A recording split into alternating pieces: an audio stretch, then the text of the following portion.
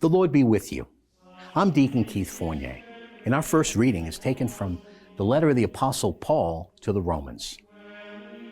So then, my brothers, we have no obligation to human nature to be dominated by it. If you do live in that way, you are doomed to die. But if by the Spirit you put to death the habits originating in the body, you will have life. All who are guided by the Spirit of God are sons of God. For what you received was not the spirit of slavery to bring you back into fear.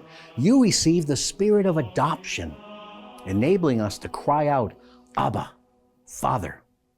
The Spirit Himself joins with our spirit to bear witness that we are children of God. And if we are children, then we are heirs, heirs of God and joint heirs with Christ, provided that we share His suffering, so as to share His glory. And our response is from Psalm 68. You disperse them like smoke, as wax melts in the presence of a fire. So the wicked melt at the presence of God. Sing to God, play music to His name, build a road for the rider of the clouds. Rejoice in Yahweh, dance before Him. God gives the lonely a home to live in, leads prisoners out into prosperity. But rebels must live in the bare wastelands. God, when you set out at the head of your people, when you strode over the desert, this God of ours is a God who saves. From Lord Yahweh comes escape from death.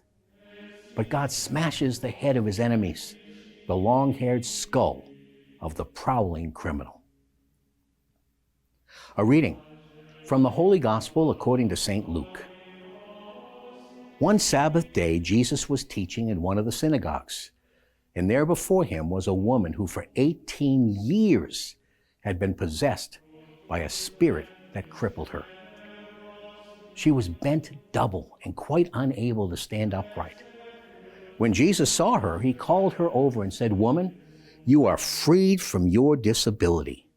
And He laid His hands on her. And at once she straightened up and she glorified God. But the president of the synagogue was indignant because Jesus had healed on the Sabbath.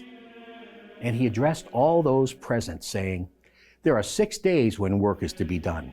Come and be healed on one of those days, and not on the Sabbath." But the Lord answered him and said, "Hypocrites! Is there one of you who does not untie his ox or his donkey from the manger on the Sabbath and take it out for watering?